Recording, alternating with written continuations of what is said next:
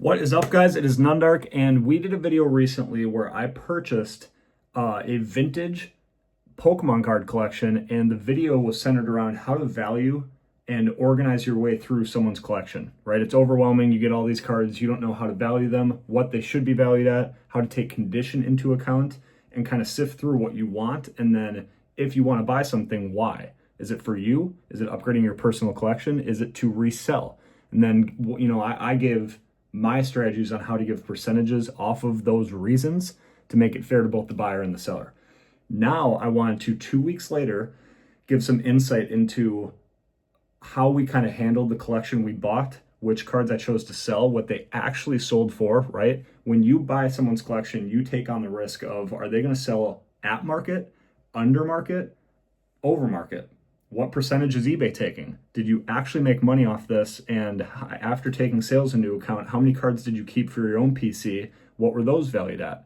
Like, was it a good deal for you? So I think this will be really fun. If nothing else, it's showing you guys cool vintage hollows and talking about what they sold for, which should give insight if you own any of these cards, what you could expect in May of 2025, June of 2025, whenever future me decides to put this one out. What these cards are worth, what you could expect to get. Maybe it's going to inspire you to go buy them if you see a price and you're like, wow, that's cheaper than I thought. So let's start running down the list. On the right side of the screen here, you are going to see my listing photos of these cards, and then I'm going to put the prices on there, and at the end, I will tell you the total. So we sold 2 Clefairies. This one's interesting. We sold a lightly played Clefairy Hollow and a near mint Clefairy Hollow with a swirl.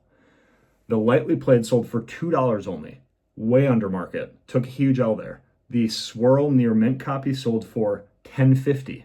Not a crazy amount of money, but it just goes to show that in your listing, if you put swirl and there actually is a photo of the Cosmos Hollow swirl and it's of a higher quality, right, near mint over LP, that netted me, 5x what the LP went for. So $2 and then $10.50 for the Clefairy with a swirl. I did sell 4 near mint copies of the Rainbow Energy cards, Hollow, from Team Rocket. So a play set, and I don't think they're in competitive rotation right now, but I don't know. Someone who wants to play with their buddies wants 4 of them, and those sold for $40, so $10 per each at kind of a bulk discount rate. Then I sold a Victory Bell, a moderately played Victory Bell Hollow for $9.75, a Snorlax moderately played for $31. Zapdos and Mr. Mime, someone bought both of those cards, both in MP condition, MP to LP, and each actually sold for $18.50 on the nose. So for $37, someone got a Zapdos Hollow and a Mr. Mime Hollow. And these are all pretty much from Fossil or Jungle. There were those Team Rocket Energy cards, but a lot of these are Fossil Jungle. Muck was $7.50, not one of the more expensive cards from Fossil, but Muck $7.50. Pinsir, lightly played, for $14.50. Kangaskhan, lightly played, for $9.50. Wigglytuff, moderately played, for $11.50. Right, if you start to hear near mint here, that's going to triple the value of these cards. These are expensive cards if they're near mint pack fresh. A lot of the ones I received were in the range of LP to MP. Great binder copies, still, have value behind them. They're at least not heavily played or damaged, but you're going to hear a lot of LP or MP. Wigglytuff, $11.50. Vaporeon Hollow, $11. If any of these were first edition, that would also jack up the price exponentially. I did actually end up keeping the first edition hollows for my own PC, so we'll get into that later. And I have all those cards to show you after this. So stick around because we're actually going to show real cards at the end of this video. Almost done. Electrode for $10.50, moderately played. Venomoth, moderately played, for $15.50. Then we get into a couple of non-hollows, but non-hollow rares and popular Pokemon, and they were all in lightly played condition. Vaporeon, $9. Flareon, $9. Gengar, a big boy, $12. And Snorlax, kind of the jungle counterpart of Gengar for Fossil, $8.49. Raichu Hollow was $15.29. And then I did do a 22 card lot. So not a single card, but a 22 card lot where 11 of them were non-hollow rares. and 11 others of them were first edition common and uncommon cards from Jungle and Fossil. So that was kind of a unique lot where I wanted to give them at a discount, but allow someone to, like in the click of a button, get 22 decent conditioned first edition and non-holo rare cards from the WotC era. And that sold for $39. So like about $2 a card, which is pretty good if you're selling.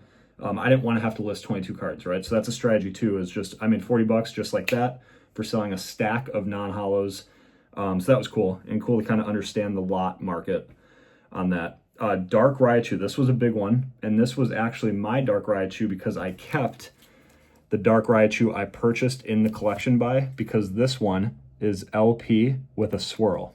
That swirl right there on the first secret rare ever printed in Pokemon is an awesome PC upgrade that I capitalized on, and still sold my Dark Raichu for $51. Huge. Zapdos, $5.50 holo, which is, I feel low, that was an L for MP. The near mint to LP pincer sold for $20.50. That was one of the bigger ones too. So the all-in total there was $380. If you do about 82% of that, 80% of that, you get, 38 times 8, you're probably at around $300 to $315 in actual profit after eBay takes their $70. So actually eBay would take about 40. So you're looking at like $330, $340 in profit, which coincidentally is what I paid for the collection.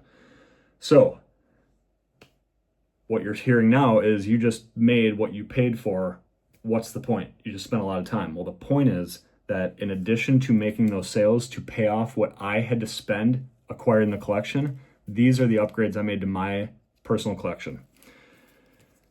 And these were essentially all quote unquote free. I just put the effort and time into selling the cards and taking that risk on. And this was my reward, is how I see it. You have a couple non-holo first editions that I put into my master sets. So this non-holo first edition Scyther. None of these are too crazy, but they are in great condition. First edition Kabutops, non-holo. This first edition Articuno, non-holo. Great one for the first edition master set. And this first edition Dragonite. So super sweet non-holo first edition adds to my collection. Those four, and there might have been a couple I missed. Then first edition holos, right? So I have master sets of Jungle and Fossil fully in unlimited print. When I saw that there were first edition holos in this collection buy, I wanted to break even on the purchase and upgrade my collection with this first edition holo Zapdos in really good condition.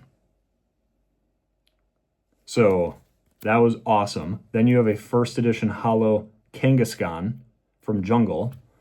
You have a normal, oops, this is actually the no stamp air. So this is important to know. I had purchased the no symbol. There should be a Jungle symbol here. There isn't. So I purchased the no symbol air. I want to get all the Fossil or the Jungle cards with no set symbol, because those come with a higher price point. But I was able to also add the first edition stamp to my collection. So that was big. And then I actually also had the no set symbol Pidgeot, but I didn't even have a normal unlimited copy. So this one is not first edition, but you know, hey, $15, $20 card that I didn't own because I owned the no set symbol variant.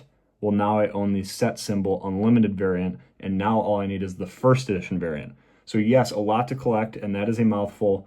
But anytime I can add a variant of a card to my master holo set binder or master WotC holo binder is huge for me. And then a first edition holo Lapras. And then again, the better copy with a swirl of the Dark Raichu holo. So right there, I mean, that is adding several $100s worth of holos to my personal collection, almost at no cost. I just had to sell everything else I purchased and put those listings out there and hope that there are interested buyers, which there did happen to be. So if any of you are watching this and saw the previous video where I referenced my eBay and where these cards could be found. Hope you enjoy them. They're on their way or have already arrived. Thank you.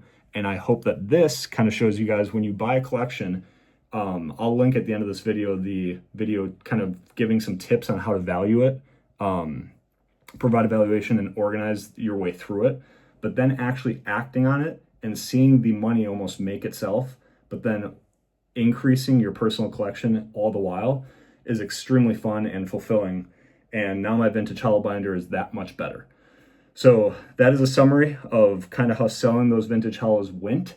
Let me know in the comments if you do this as well, if you bought in a collection recently, if it was fruitful for you, or if seeing any of these cards kind of led you to go, wow, I haven't even thought of that, or seen these prints in a while and I'm gonna go get them. So, or do something similar. Let me know, like and subscribe for more. Most importantly, be a good person, tell us you love them. Nundark out, peace.